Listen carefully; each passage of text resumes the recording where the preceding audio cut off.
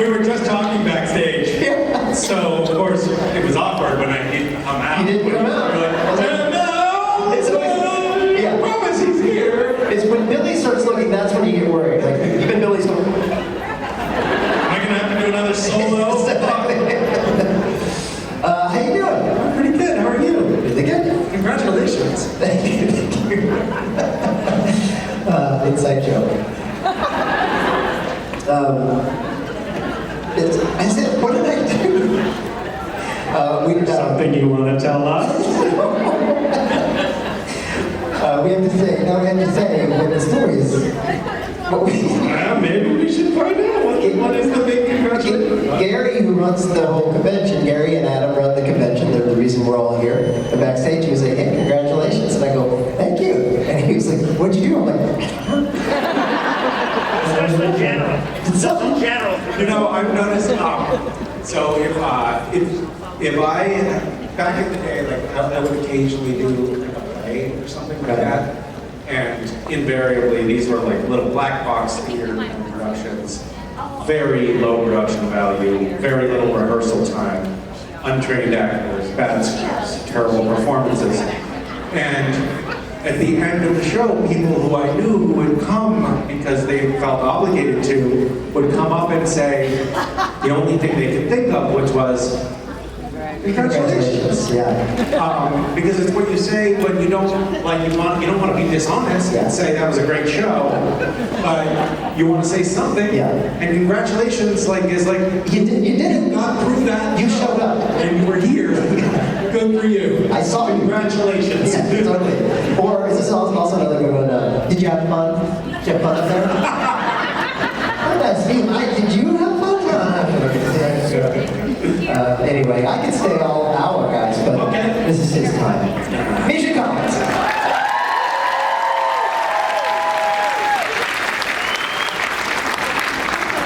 Hi, friends. Oh my God, that was so in unison. It was almost rehearsed. Congratulations. Nice work. What a fun thing to be here for the first time. Why have we never come here before? Why have you kept us from Michigan? What is it that you're trying to hide?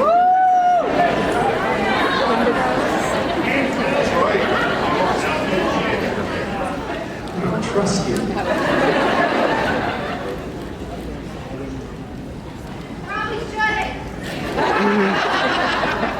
There's one very scary woman in the audience.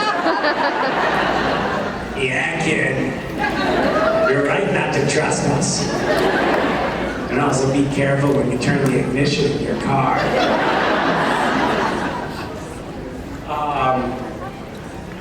Are you a car bomber?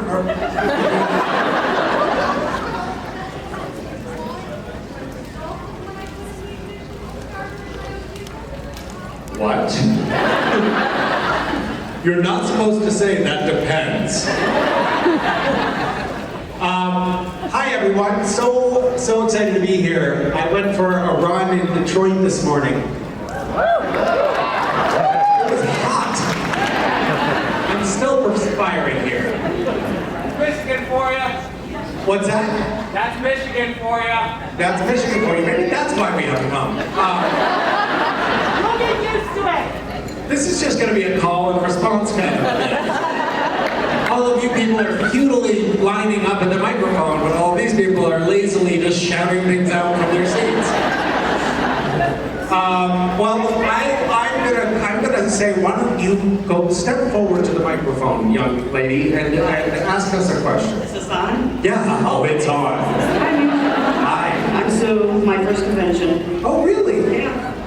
What made you decide to, at this stage, want to Well, my use your daughter's been identity? trying to talk me into watching the show for years. Just years. And I decided to finally break down and watch it, and I had to watch all 15 seasons 3 times already.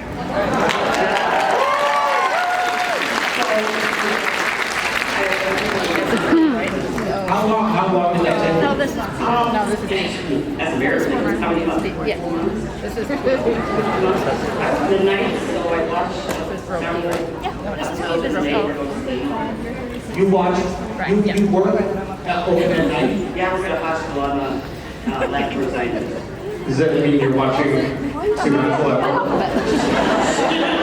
Yes. If it works out for me, yes. I'm in a small town up north, Cadillac. Got it. There's your Medicaid dollars at work. Don't say anything to my boss, please. No, we wouldn't leave them, and nobody records these, so don't worry about it. I told my daughter, it's like I called her, I don't know what to ask him, and she says, well, ask him if there's anything that he could change with his character if Castiel voted me. Okay, but I remember my question. Oh, you did? Okay, so forget your daughter's stupid question. Okay. I'm staying at the hotel here, I was wondering if you could be my pizza man.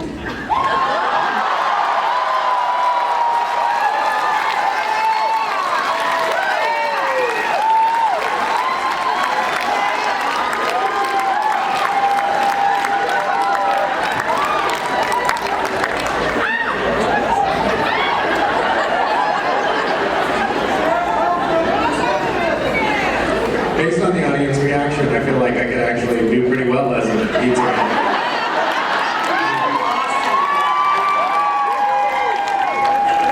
I have been thinking about getting a remodel done in my house, and I could use a little extra money. I have lots of ones.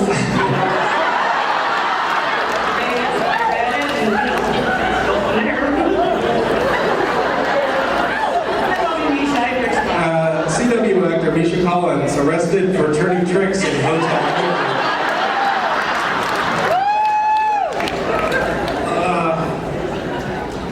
Thank you for the business opportunity. I was a pizza delivery man, by the way. I mean, now that you're bringing it up, when I was in college, I got a job delivering pizzas, and I was in Chicago, and I had a Toyota Corolla station wagon that had an e-brake that you could pull up, and the roads were all icy. And so I would do parallel parking for delivering pizzas by pulling up the e-brake and spinning around 180 degrees and sliding up against the curb. And I literally thought I was a badass. My 1979 Toyota Corolla station wagon, which shows there's some serious psychosis here. But you can do pretty well delivering pizza. I never did have any really romantic encounters, though. Although now that I mention it, the waitresses at the restaurant that I was delivering for did try to ply me with free desserts in order to curry favor. So maybe there was some opportunity there that I was missing. I just chose to see nothing but the desserts and gained 30 pounds that year. Shit. Okay. Hello, sir. Hello. How are you? Good. You have a wonderful beard. No, thank you. Thank you for growing it. I mean, we're all the beneficiaries of your hard work. We get to look over there at that incredible manscaping and have people been fondling it here at the event? Do you have that problem? Do people just sort of reflexively reach out and stroke your beard? My niece loves Your niece does. Okay, well that's sort of tame. That's good. I had a beard like a year ago, and people were constantly putting their fingers in it, and I found it quite disturbing, actually.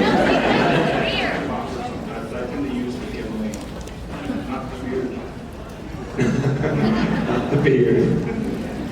What do you want to talk about? Probably not your beard. I was just curious on what's your favorite part about doing these columns and microchips? I can't think of anything I like.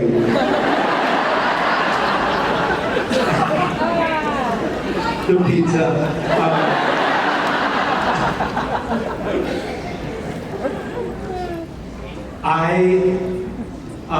There are so many things that are so great about it. I mean, I love getting to interact with this community. When I first came to a convention, it was 2009. It was Creation Convention was my first convention in New Jersey, and I saw on the schedule that there was a panel, and I was like, oh cool, I wonder who I'll be doing a panel with. Because a panel is something that happens with multiple people, but Creation doesn't know that. And so, I was handed the microphone, and I walked out on stage, and I was like, oh my God, I'm all by myself in front of all these people who are staring at me, expecting me to say something. What the fuck did I get myself into? It's recording. And, It's recording. And I actually very quickly discovered that there's something kind of fun about that interaction. But also at the first convention, people started bringing up in the autograph line the artwork that they had created. And I was like, oh my God, this is incredible artwork. There's a real creative genius in this fandom. And then shortly after I was on the show, there was an earthquake in Haiti. And I was like, oh my God, we should do something. Twitter had like just started to become a thing before it, I was going to say devolved into X. And so Twitter had like just come into existence, and I had just started a Twitter page, and I tweeted like, hey, we should all donate to this UNICEF page. And I woke up the next morning and there were $30,000 in contributions that had come in. And it was a combination of like that experience, and then seeing all of the creative work that people were putting into the artwork that they were creating as a part of the fandom, and I was like, oh my God, there's actually like this incredible store of creative and beneficent, do-good energy potential in this community. And so I think actually over the years, my favorite thing, the most gratifying thing has been when we as a community have coalesced around projects or events that we are actually making a positive impact on the world somehow. I was just talking to my friend Giles Dooley, who is a combat photographer who's traveled around the world. He's always traveling. I was just on the phone with him on the drive into the convention this morning, and he it was just coming home from his probably 7th trip to Ukraine in the last couple of years. And we were talking about the projects that we've done together, and just this like brief reflection, and it's this community that has made those possible. There's 500 women who are genocide survivors in Rwanda who now own the farmland that they work on because this community bought the farmland for them. There's a dance school in South Africa where they teach ballet, and in this township where the kids are so poor that they can't even afford shoes, but some of these kids wind up at Juilliard, and we're funding that school. We're still funding it and have been for years. There are Syrian refugee families that when we found them, the oldest child in the family wanted to kill herself in order to have enough food for the younger kids in the family, and now that daughter has just finished medical school. And we paid for them to get housing, and we paid for their education, and we paid for their medical care. And it's like this weird little CW show about 2 brain-dead underwear models. And somehow, we've coalesced around that show to create a community that actually does positive things in the world. That's my favorite part about it. And there's so many other wonderful things about it, but that's one.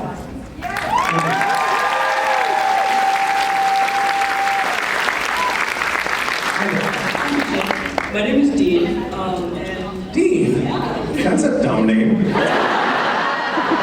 Just kidding, I'm not gonna make fun of your name. I did already make fun of you. so as not only an autistic person, but a gay and trans person, Castiel's entire journey means the absolute world to me. And I want to know how it felt for you to portray him the way that you did. I spoke to Robert Behrens, who was one of the show's executive producers and writers at the very end of season 14. He said, Misha, I have an idea for the end of the show. I'd like to run it by you. And he described the final scene between Cass and Dean. And he said, how would you feel about doing that? And I was like, oh my God, that would be so gratifying and so meaningful and totally something that I would fight for. I actually never believed that the show would allow. Supernatural over the years made winks and nods to that potential relationship between Cass and Dean, but it was never canon. It was never overt. It was always like innuendo, right? And I always thought that the network and the studio would keep it in that realm, that they weren't going to like, you know, jump the shark and actually make Cass gay. Like, what? And they did. And I was like really proud of everyone involved that took, because honestly, you know, I mean, culture changes so quickly and the pendulum swings back and forth, as we know. But even back in 2020, it was still like, what? You're gonna really do that? You know, and now it feels like, of course you did that. But at the time, it felt like a big deal. And I think part of it was that the show about these two brain dead underwear models was like really grounded in a kind of traditional American macho male tropes. Like these are brothers and they're dudes and they're fighting and they've got a trunk full of guns and they're driving around the Midwest of the United States. And to have like one of the guys in the group be like, oh, P.S. I'm gay for you, was like, we can't do that. And we did it. And I was super proud. I was really glad to be a part of that because it was just like sending a message that that we can be brave about these kind of things, but also like inclusive. And I love that Cass was not rejected in that moment, you know? Which the show could have also done. So anyway, I'm happy about it.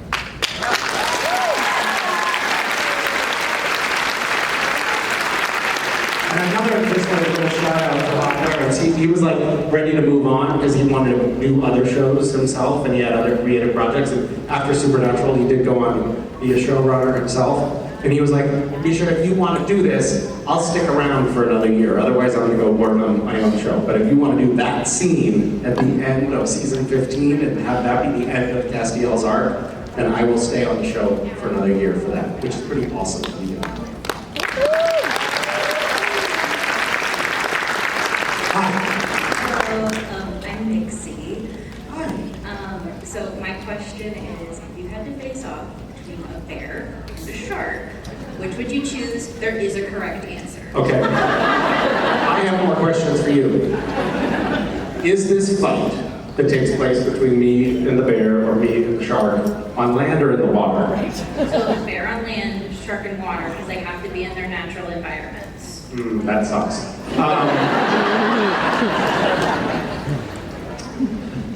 Because I would be happy to take on a bear in the water and a shark on the land, but so when this was like maybe the first like 5 years of working on Supernatural. Jared used to do this thing. It was like my favorite thing in the world. We would be on location somewhere, or out at dinner somewhere or something, and he would pretend to be the stupidest person in the world, but do it with a straight face. I mean, he's uniquely positioned to pull this off.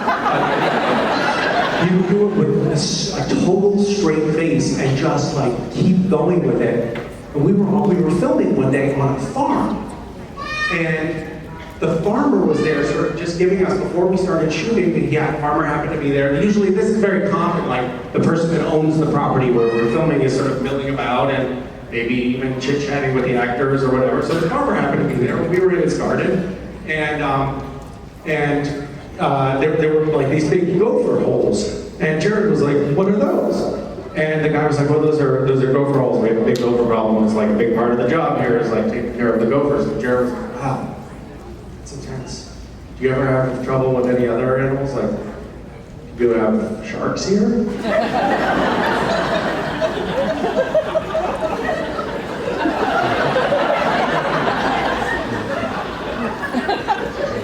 Mind you, we're 30 miles from any body of water. And the farmer was like, I'm sorry, what? And Jared was like, well, I don't even like want to go near those holes. Like, is it possible that there might be a shark in one of them? Totally straight face, and the guy looked at me like, help. And I was just like, sorry, I can't. And Jared kept going, and the farmer was like, just slowly backing away from the crazy man.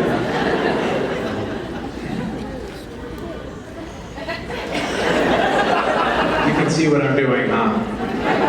I'm stalling because I don't know how to answer your question. So my answer is I always travel with one of those like early 19th century sleds that have the little rails under it. I always have one with me, and that gives me a distinct advantage against a shark because if it opens its mouth, I can wedge that sled in its mouth and it can't shut its jaws. So the answer is the shark. That is the correct answer, because you can turn a shark over and immobilize it.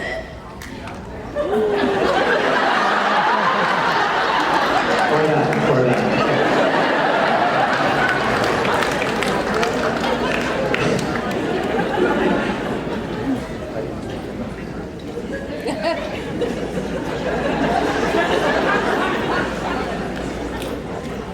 That was a really long and convoluted way to share a super nerdy bit of news. Nice work. Hi.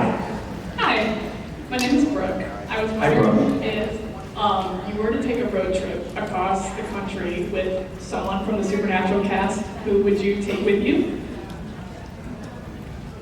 Probably Davey.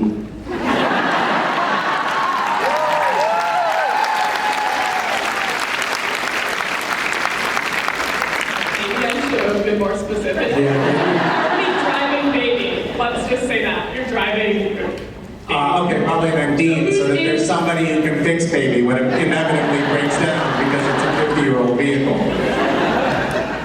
Didn't it bother you? Nobody seemed to be bothered by the fact, first of all, the carbon footprint of those fuckers. Like, driving around 1967 Impala, are you out of your mind? But then secondly, that thing is bound to break down constantly. I mean, really? They should have been in like a Honda Civic or something conscientious. When it was like it came up in the script, it didn't say what kind of car, but it was like Castiel has a car, and I was like, oh my god, this is such an awesome opportunity. And I was like, hey guys, how about a smart car? Because I thought it'd be really funny to have Sam in the passenger seat in the smart car. And they were like, no, we're thinking about, and then they went with the Pitmobile, just because because the Supernatural producers hate the environment. And what? We are in Motor City? So, are you telling me? Baby is much more aesthetically pleasing, and it's a classic muscle car. I mean. Woo!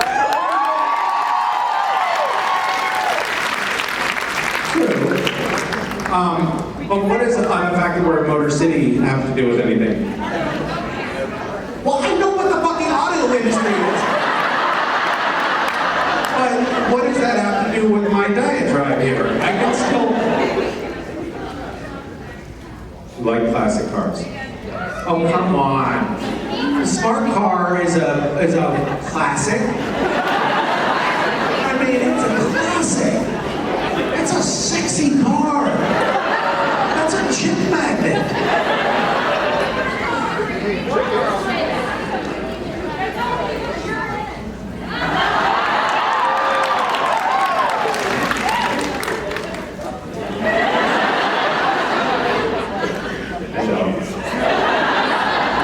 Pizza.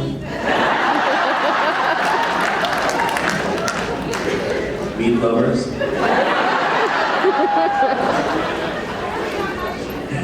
Jesus, you already have one? Yeah, your pizza delivery guy? Is he a meat lover? All right, I'm gonna let this go. There's my question. Hello. Здравствуйте. So I have a question. What was the most shocking thing you've seen a fan do at a percentage? The most shocking thing, I don't know. God, I should have a ready answer for that. I've had people come up and be like, hey, like, I don't know how many of you, I mean, a lot of you are probably, how many are first-time convention goers? Okay, so probably a lot of you still haven't even done a photograph with an actor, but if you come through the photos, you'll quickly discover that we're basically whores and we'll do anything. So people are like, oh, will you pose with this? Will you pose, and so I'll hand you a stuffed animal or something, and someone handed me like a little stuff, and I was like, what am I? Oh. She's like, yeah, I ran it over. And it was a taxidermied squirrel. But it was like home taxidermy? And it was just falling apart in my hand, like little bits of like carpets were just shedding off into my hands. So that was surprising. I've had people come up and be like, hey, can we bring a chair into the photo? Sure. And then I sit down and then it's like, oh, I'm getting a lap dance. I did this event in Australia where we were doing a meet and greet with the fans, and we were sitting around and there were some snacks on the table, and I grabbed something and I took a bite, and then I grabbed a napkin and wiped my mouth and set it down next to me, and the girl that was sitting next to me, her hand just went like this.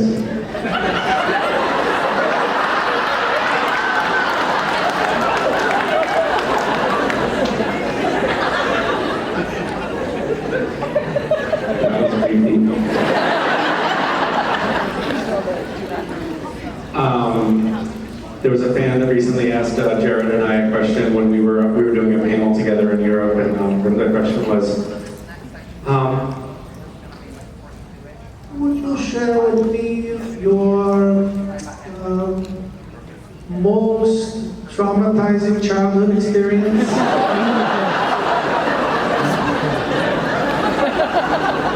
Which I thought was a sweet question.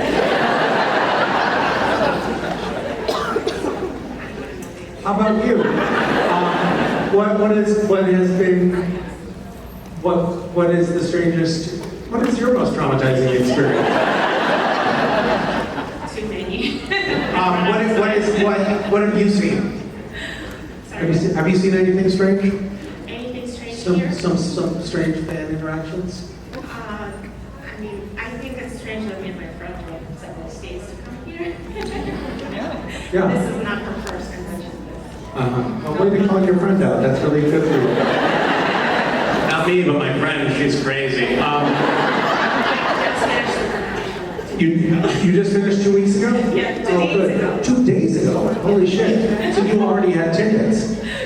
And then it was too late for you to be like, I don't care about this show. Yeah, I mean, all kinds of things. Like, we've had fans show up at our houses and, yeah, weird things like that. But yeah, that's all, part of the deal, I guess. Thank you for asking. That was really fun. Hi, Hi, Misha. My name's Ashley. Ashley. I was just wondering, I loved your collaboration with Michael Sheen on your Supernatural Good Omens charity. And I was just wondering, what would a spin-off cast in a Zero Bill look like? That's an excellent question, but you've asked the wrong person. Because I haven't even finished watching Supernatural, let alone having ever watched Good Omens. Oh! I've never seen so many hate stares. Jesus. I'm sorry, I have no idea. Can you help me out here? What are they like? Aziraphale owns a bookstore with like lots of vintage books and stuff. So you're thinking we could do something with dust mites? I don't know, you guys could open like a fun like coffee shop or like tea. I know you really like tea. Oh, I think that's a really good idea. That sounds like Tea really. and books. Yeah, that would be good television. Let's try it. What can go wrong? It sounds like it would be very cheap to make. You just need a teapot, 2 actors, and an old bookstore. It's environmentally conscious. That's right. There's no Impalas. Thank you for asking that very insightful question. Hi. I'm so sorry. It's quite all right. What did you just say? It's quite all right. Okay, well, this is, Okay, yes. This is suddenly getting awkward. I'm so sorry. What? I'm sorry. I'm so sorry. What did you say? Okay, let's start over. Hey, Okay. Misha. Hi. Hey, Misha. How are you? I'm good. How are you? What did you say? He's bullying me. I can't. Anyway, so my question for you was obviously a big reason. Was or is? I'm sorry. Did you interrupt